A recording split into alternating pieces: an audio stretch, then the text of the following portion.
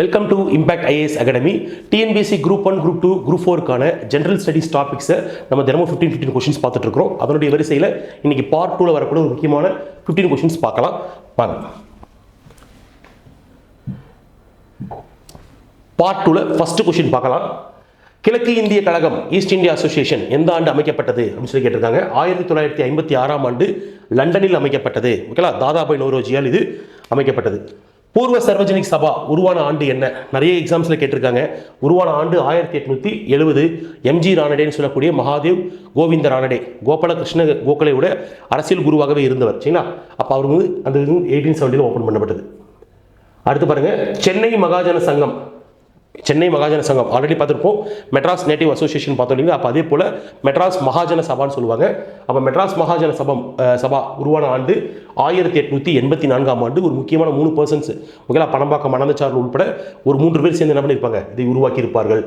இந்தியாவின் பர்க் என்று அழைக்கப்படுபவர் யார்? ஓகேலா, இந்தியாவின் பர்க் என்று அழைக்கப்படுபவர் சுரேந்திரநாத் பானர்ஜி. பெங்கால் ஆஃப் பர்க் அல்லது இந்தியாவின் பர்க்னு சொல்லுவாங்க. தீவிரவாதிகளின் தலைவர் யார்? கங்காதர திலகர். ஓகேலா, பால கங்காதர திலகர் நமக்கு கேட்டிருப்பாங்க அடிக்கடிக்க. எக்ஸ்ட்ரீமிஸ்ட்னு சொல்லுவாங்க இல்லையா, மிதவாதிகள் தீவிரவாதிகள், அதில் வரக்கூடிய எக்ஸ்ட்ரீமிஸ்டுடைய தலைவராக இருந்தவர் பால கங்காதர திலகர். சரிங்களா, அடுத்து சுரேந்திரநாத் பானர்ஜி எந்த ஆண்டு இந்திய தேசிய பேரவை என்னும் இயக்கத்தை தோற்றுவித்தார்? 1883ஆம் ஆண்டு இதை தோற்றுவித்தார். கூடுதல் தகவல் பாருங்க, 1886 இதை கலைத்து விட்டு என்ன பண்ணாரு, இதை இந்திய தேசிய காங்கிரஸ் கட்சியுடன் இணைத்தார். ஓகேலா, அப்போ இந்தியன் நேஷனல் காங்கிரஸ் இந்த ஆண்டு ஃபார்ம் ஆச்சு. அதுவும் நமக்கு கேட்டிருப்பாங்க எக்ஸாம்ஸில். 1885ஆம் ஆண்டு உருவானது. இந்திய தேசிய காங்கிரசின் தந்தை யாரு? Allan Octavian Hume. இது நமக்கு கொஸ்டின்ல கேட்டிருக்காங்க. இந்திய தேசிய காங்கிரசின் முதல் அமர்வு எங்கு நடந்தது? ஃபர்ஸ்ட் செஷன் மும்பையில் நடந்தது. 1885. ஃபர்ஸ்ட் பிரசிடென்ட் யாரு? இதில் கேட்டிருக்காங்க. WC பானர்ஜி, உமேஷ் சந்திர பானர்ஜி. அதை பார்த்து வச்சுக்கலாம். பிரிட்டிஷ் நாடாளுமன்றத்தின் பொது அவையில் முதல் இந்திய உறுப்பினராக இருந்தவர் யாரு? தாதாபாய் நௌரோஜி. இந்த தாதாபாய் நௌரோஜி கூட நமக்கு நிறைய எக்ஸாம்ஸில் கேட்டிருக்காங்க. ஓகேலா, poverty and un-British rule in India அந்த புத்தகத்தை எழுதியிருக்கிறார். ஓகேலா, அதுக்கடுத்து பார்த்தீங்கன்னா இந்திய தேசிய காங்கிரஸ் தலைவராக 3 முறை செயலாற்றியிருக்கிறார், தலைவராக இருந்திருப்பார். சரிங்களா, மகாத்மா காந்தியின் அரசியல் குரு யார்? இதுவும் நமக்கு ரொம்ப ரொம்ப முக்கியமான ஒரு கொஸ்டின். ஆமாங்களா, பொதுவாகவே முக்கியமான அரசியல் தலைவர்களை கொடுத்து அந்த தலைவர்களுடைய அரசியல் குருவாக இருந்தவர் யாரு? காமராஜர் என்றால் சத்தியமூர்த்தி அப்படின்னு இருப்பாங்க. அப்போ அதுபோல மகாத்மா காந்திக்கு அரசியல் குருவாக இருந்தவர் கோபாலகிருஷ்ண கோகலே. அடுத்த கொஸ்டின் பாருங்க, டஃப்ரின் பிரபு எந்த இந்திய தேசிய காங்கிரஸ் அமர்வில் தேநீர் விருந்து அளித்தார்? அப்போ செகண்ட் செஷன். ஓகேலா, இந்தியன் நேஷனல் காங்கிரஸ் உடைய செகண்ட் செஷன் 2வது அமர்வு கல்கத்தாவில் நடந்தது 1886. அந்த செஷனுக்கு என்ன பண்ணியிருப்பார் இவர்? தேநீர் விருந்து கொடுத்தார்.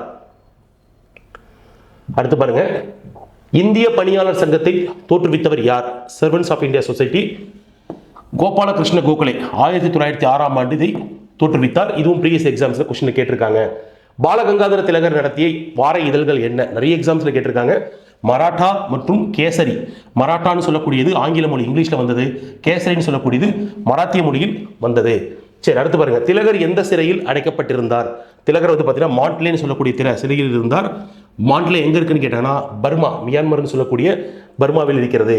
சுயராஜ்யம் எனது பிறப்புரிமை, அதை நான் அடைந்தே தீர்வேன் என்று முழங்கியவர் யார்? நிறைய எக்ஸாம்ஸ்ல கேட்டிருக்காங்க. ஓகேலா, சுயராஜ்யம் எனது பிறப்புரிமை, அதை நான் அடைந்தே தீர்வேன் என்று முழங்கியவர் பாலகங்காதர திலகர். சரிங்களா, முக்கியமான ஒரு 15 கொஸ்டின்ஸ் பார்த்தோம்.